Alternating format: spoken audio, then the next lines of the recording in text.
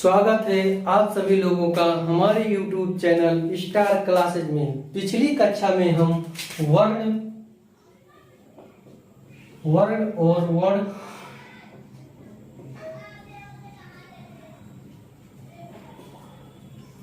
और वर्णमाला पर बात कर रहे थे, जिसमें चार चीजें थी: स्वर, व्यंजन, अनुस्वर और विसर्ग। तो हम तीन चीजों को बता दिए थे, स्वर को पढ़ा दिए थे, व्यंजन को पढ़ा दिए थे और विसर्ग को पढ़ा दिए थे। आज जो हम जिस पर चर्चा करेंगे वो है व्यंजन। व्यंजन पर आज गहनता से चर्चा किया जाएगा।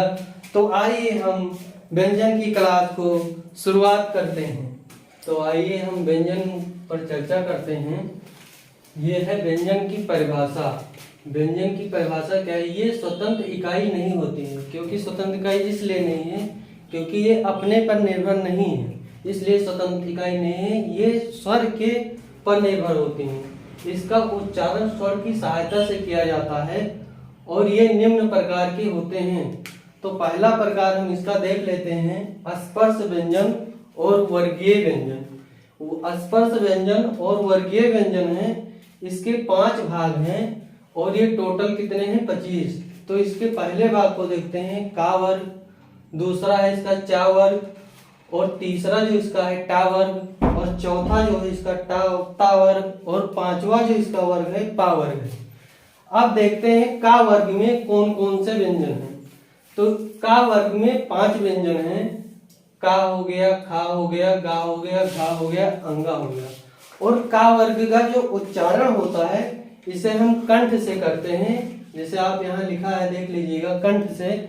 और इसी प्रकार चा वर्ग में भी 5 वर्ण हैं। तो देखते हैं चा वर्ग में चा, छा, जा, झा, या, और इसका जो उच्चारण हम करते हैं ताल से करते हैं।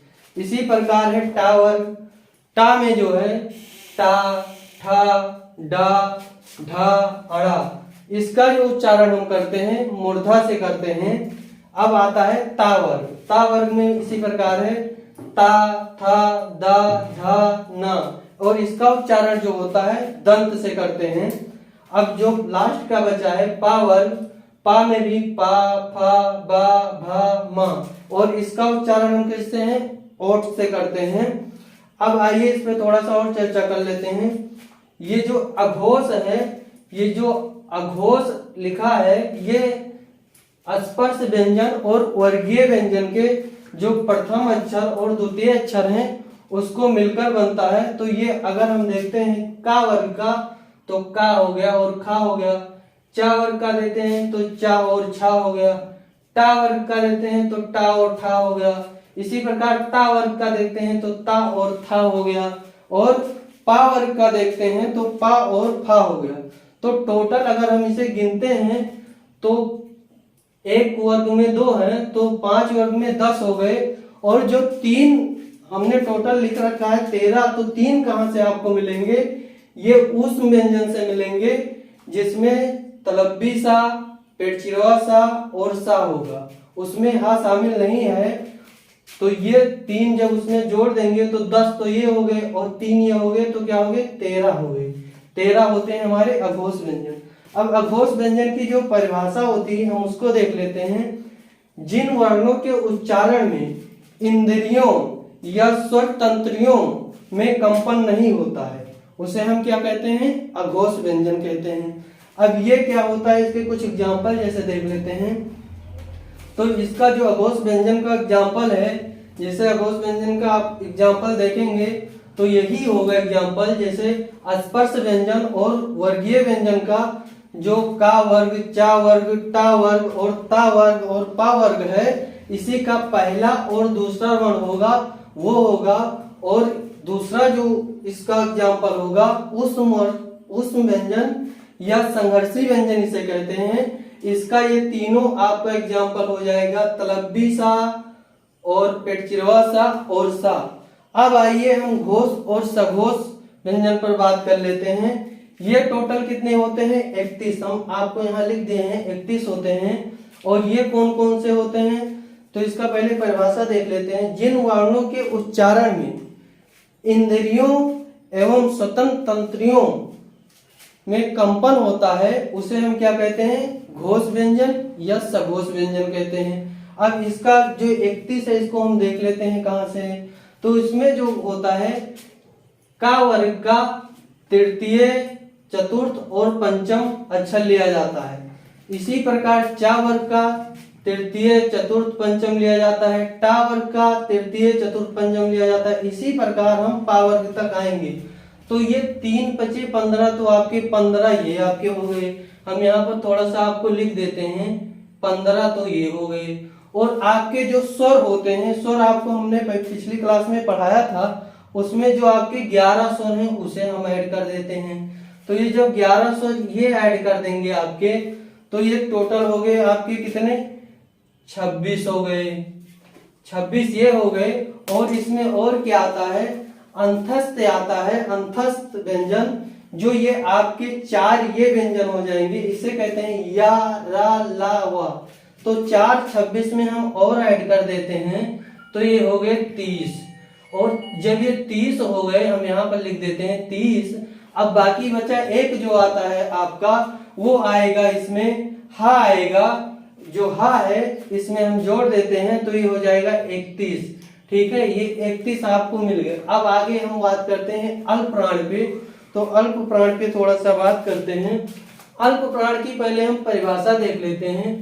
जिन व्यंजन के उच्चारण में कम समय एवं मुख से कम वायु निकलती है उसे हम अल्प प्राण कहते हैं। अब अल्प का मतलब ही होता है कम, और ये प्राण का मतलब होता है वायु। तो इसकी परिभाषा, इसकी जो टोटल संख्या होती है, इसकी टोटल संख्या कितनी होती है? 20 होती है। इसकी टोटल संख्या क्या होती है? 20 होती है। तो ये 20 संख्या कहां से आई है ये हम बात कर लेते हैं। तो ये जो होता है का, इसमें पहला ये लेते हैं का, तीसरा लेते हैं और पांचवा लेते हैं। तो जैसे का में का वर्ग में 3 होगा, इसी तरह से चा वर्ग में 3 हो जाएगा। तो ये जो 5 वर्ग हैं इसी में से 3 हो जाएगा, तो ये 15 हो गया। और 5 ये 4 अंतस्थ व्यंजन जो हमने लिखा है या, रा, ला, वा, 4 ये हो गए। और एक ये जो लिखा है ये उच्छिपित व्यंजन है। उच्छिपित व्यंजन या द्विगुणित व्यंजन, द्विगुणित व्यंजन, इसको मिला दे तो ये टोटल हो गया आपका 20। ये 20 हो गया। अब हम बात करते हैं महाप्राण पर। जिन व्यंजन के उच्चारण में अधिक समय एवं मुख से अधिक वायु निकलती है उसे हम क्या कहते हैं? महाप्राण कहते हैं। महाप्राण की जो संख्या होती है वो 15 होती है। अब 15 कौन कौन सी होता है? अब इसमें हम एक देख लेते हैं। ये पहला का वर्ग का जो दूसरा वर्ण है वो हो गया और चौथा वर्ण हो गया। तो का वर्ग का इसी प्रकार पा वर्ग तक लेंगे तो ये हो गया 5 का 5 दूनी 10 हो गया। ये 5 दूनी 10 हो गया, 10 ये हो गया। और 4 हम लेते हैं उष्म व्यंजन का, 4 हम इसमें ऐड करेंगे उष्म व्यंजन का। और एक हो गया द्विगुणित व्यंजन का। तो द्विगुणित व्यंजन का होगा, ये टोटल हो गया आपका 15 हो गया। ये टोटल कितना हो गया? 15 हो गया। अब इसके बाद हम अंतस्थ व्यंजन पर बात करते हैं। जो दूसरा व्यंजन अपना है अंतस्थ व्यंजन, ये टोटल कितने होते हैं? 4 होते हैं। तो हम देख लेते हैं कौन कौन से हैं। पहला जो आपका है या है, दूसरा आपका रा है, और तीसरा जो आपका ला है, और चौथा आपका वा है। और तीसरा जो व्यंजन आपका है उष्म व्यंजन है। उष्म व्यंजन को हम संघर्षी व्यंजन भी कहते हैं। आप लिख लेना, हम यहाँ इसको लिख दे रहे हैं यहाँ पे संघर्षी व्यंजन। उष्म व्यंजन को संघर्षी व्यंजन भी कहते हैं, आप नोट कर लेना, संघर्षी व्यंजन। अब इसमें भी 4 ही हैं। तो कौन कौन? तलब्बी सा है, पेटचिरवा सा है, और सा है, और हा है। तो अब इसका हम उच्चारण देख लेते हैं किससे किससे होता है। उच्चारण इसका जो होता है इसका क्या है? या किसका उच्चारण होता है? या तालु से होता है, ताल। तो हम यहाँ लिख दे रहे हैं तालु। तालु, या और तलव्वी सा का जो उच्चारण ही होता है ये तालु से होता है। तो हमने आपको लिख दिया है कि तालु शब्द से होता है, ठीक है। ये हम ऐसे गोला कर देते हैं कि दोनों का उच्चारण किससे होगा, तालु से होगा। रा और पेट चिरवा सा का जो उच्चारण होता है ये किससे होता है, मूर्धा से होता है, मूर्धा से, मूर्धा से, मूर्धा से होता है। और ला और सा का जो उच्चारण होता है ये किससे होता है, हम आपको बताते हैं, ये होता है दंत से, दंत से।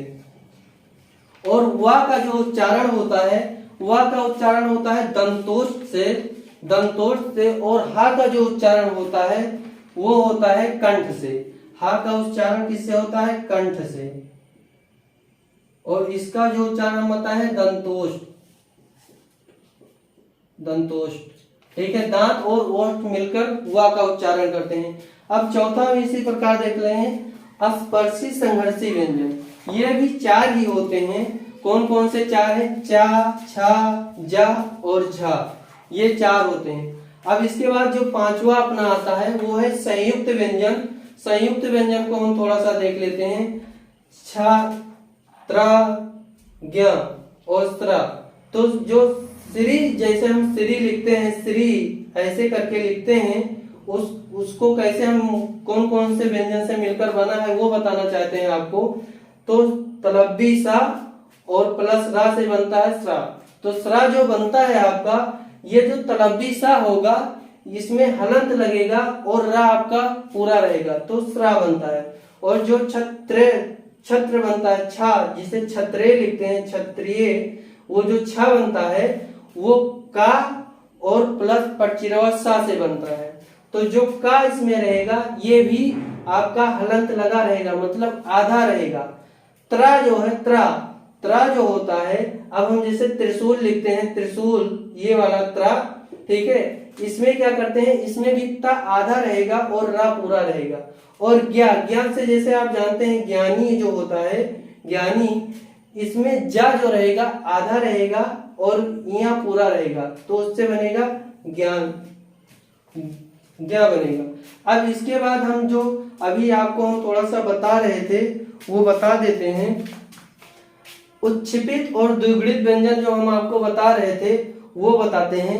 इसमें क्या होता है, ये डा के नीचे जो बूंदी लगती है, जब हम अपने मुंह से अचानक किसी जीव को स्थिर करके और झटके देकर बोलते हैं कोई शब्द, तो उसे हम क्या कहते हैं, उच्छिपित या द्विगुणित व्यंजन। क्या करते हैं, जब हम अपने मुंह में जीभ को सिकोड़कर झटके से बोलते हैं तो उसे कहते हैं द्विगुणित व्यंजन, ठीक है। ये दो ही होते हैं जो आपको लिखा है, ड्रा और ड्रा। जैसे इसका क्या पढ़ा जब कहते हैं, और ये जो पढ़ाई वाला है ढा वो है। एक होता है पार्श्विक व्यंजन। पार्श्विक व्यंजन क्या होता है, ला होता है। और जो सातवां आपका है लुंठित या परकंपित व्यंजन जो होता है, ये भी एक ही होता है जो रा होता है।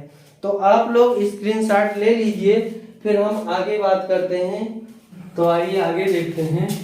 आगे क्या है, द्वैत व्यंजन है। जो द्वैत व्यंजन है, जिन शब्दों में आधा और एक पूरा व्यंजन एक साथ आए और दोनों समान हो। इसका मतलब हुआ कि जो व्यंजन होंगे दोनों समान होंगे, आधा और एक पूरा वाला, उसे हम क्या कहते हैं, द्वैत व्यंजन कहते हैं। एग्जाम्पल से थोड़ा समझ लेते हैं। जैसे इसका एग्जाम्पल हम लिखते हैं, तो एग्जाम्पल इसका हम आपको लिख के दिखा दें। जैसे हम लिखे दिल्ली, दिल्ली में देखिए एक हो गया आधा ला और एक हो गया पूरा ला। इसी प्रकार हम लिख लेते हैं सम्मान। जैसे हमने लिख लिया सम्मान, सम्मान। और ऐसे बहुत सारे शब्द हैं, तो हम आगे बढ़ते हैं। अब मानक वर्ण, मानक वर्ण किसे कहते हैं, जो वर्ण अभी प्रचलन में हैं या जिन वर्णों को मान्यता मिली है उन्हें हम मानक वर्ण कहते हैं। अब इसे जैसे पहले जो प्रयोग होता था ये झा है, इसे अब अमानक कर दिया गया है। अमानक मतलब नहीं माना जा रहा है। इसके जगह पे हम क्या प्रयोग कर रहे हैं, इस झा का प्रयोग कर रहे हैं। तो ये क्या हो गया, ये है मानक, ये हो गया मानक। जैसे हम पहले लिखते थे विद्यालय, तो विद्यालय हम कैसे लिखते थे, इस तरीके से लिखते थे विद्यालय।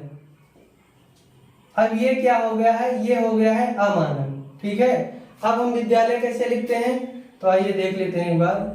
हम इस तरीके से विद्यालय लिखते हैं, विद्यालय, ये हो गया मानक। हालांकि अगर संध में देखेंगे तो ये भी सही है, लेकिन अब माना नहीं जाता है। अब देखते हैं काकल्य वर्ण। काकल्य वर्ण किसे कहते हैं, कंठ के रास्ते से, कंठ के रास्ते से जो हवा आती है उसे काकल्य कहते हैं, और इस रास्ते में होने वाली रुकावट को काकल्य वर्ण कहते हैं। जैसे ये कौन सा शब्द होगा, तो ये एक अपना व्यंजन है हा। अब जैसे हम बोलते हैं कोई चीज, आप जब बोलना शुरू करेंगे तो कंठ से जब ऊपर आता है, जैसे हम बोले हा, तो कुछ जो हवा है वो अंदर ही रुक गई और कुछ बाहर आई, तो जो रुक जाती है उसी को हम क्या कहते हैं, काकल्य वर्ण कहते हैं। अब हम देख लेते हैं कुछ हिंदी के जो प्रतियोगी परीक्षाओं में पूछे जाते हैं उसके बारे में। तो हिंदी में कुल वर्णों की जो संख्या है वो कितनी है, 52 है। ये यहाँ पर लिखा है 52। हिंदी में उच्चारण के आधार पर वर्णों की संख्या कितना है, 45 है। मूल व्यंजन या व्यंजनों की जो संख्या है वो कितना है, 33 है।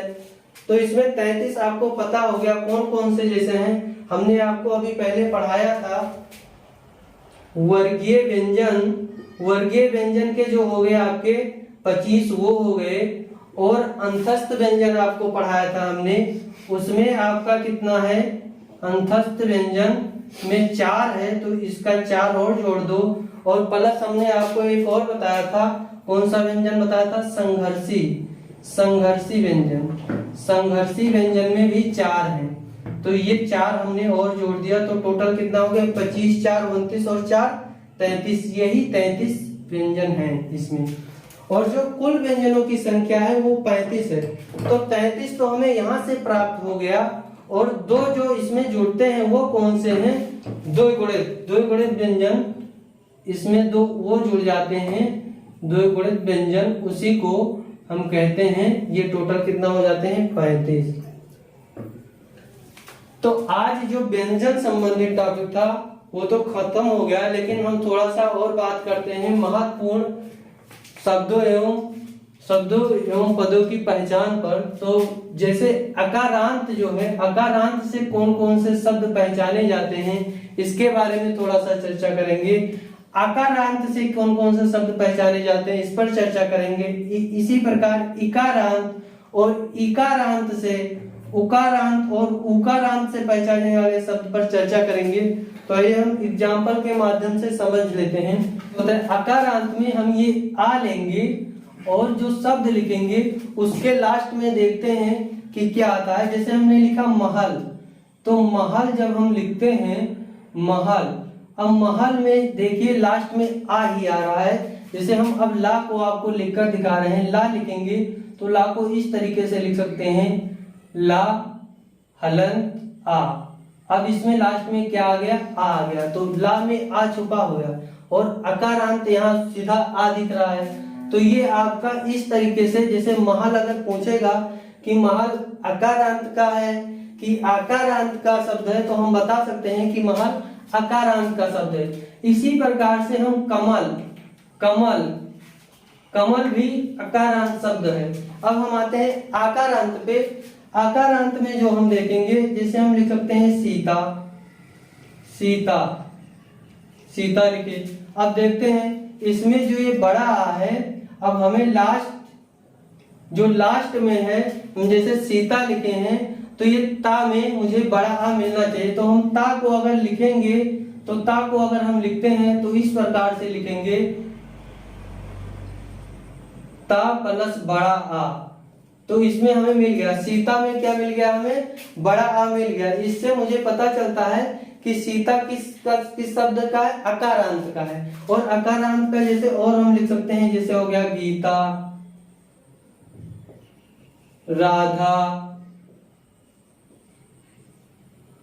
आइए हम इकारांत पर बात कर लेते हैं। इकारांत, तो इकारांत का ये छोटी ई जो है, हमें जो शब्द मिलना चाहिए इस प्रकार का कि लास्ट में छोटी ई हो, तो छोटी ई वाला शब्द मुझे मिलना चाहिए। जैसे हम लिख सकते हैं, तो इसमें हम आपको समझाते हैं गति। जैसे हमने लिख दिया गति। अब गति में हम देखते हैं, जब ती को उठाएंगे, इसको हम आपको अब इसका हम दिखाते हैं कैसे। ये छोटी ई मिलेगा हमें, तो छोटी ई कैसे मिल रहा है, तो हम ये ता करेंगे और हलंत लगाएंगे और ये क्या होगा, छोटी ई हो जाएगा, तब ये बनेगा ती। इसी प्रकार से गति हो गई, मति हो गई, उन्नति हो गया, और बहुत सारे शब्द हैं। अब आइए हम बात कर लेते हैं इकारांत पे। तो इकारांत पे जो हमें बात करना है थोड़ा सा, उस पे हम बात करेंगे। तो इसका कुछ एग्जाम्पल हम आपको समझाते हैं। जैसे बड़ी ई का, तो बड़ी ई का जैसे हम लिख सकते हैं पढ़ाई,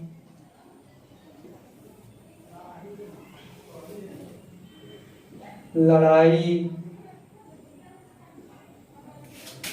सुनवाई,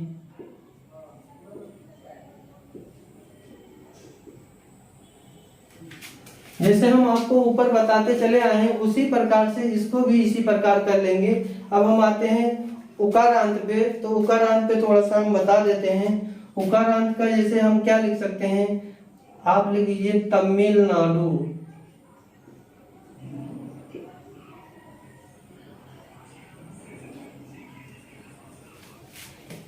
तमिलनाडु हो गया। जैसे आप और कोई बताइए क्या लिख सकते हैं। जैसे हम लिख सकते हैं रानू, राम। इसी प्रकार से और बहुत सारे शब्द हैं, लिख सकते हैं। अब उकारांत का थोड़ा देख लेते हैं कि उकारांत में क्या होगा। तो उकारांत में हम थोड़ा सा देखते हैं क्या है। जैसे हम लिख के आपको बता दे रहे हैं, राजू, श्यामू,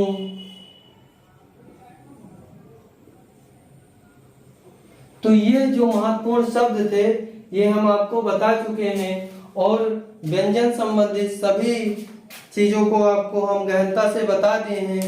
हम अपने क्लास को अब यहीं समाप्त करते हैं। अगली क्लास में हम आपके साथ मिलेंगे है। अब अगले टॉपिक पे हम आपसे जब मिलेंगे तो उसमें हम पढ़ेंगे वर्ण, वर्ण पढ़ेंगे, वर्ण विच्छेद पढ़ेंगे कि वर्ण विच्छेद कैसे करते हैं, इसके बारे में हम चर्चा करेंगे। तब तक हम आपसे चाहते हैं इजाजत, और आप लोगों से एक निवेदन है कि आप हमारे चैनल को लाइक, सब्सक्राइब और शेयर करिए।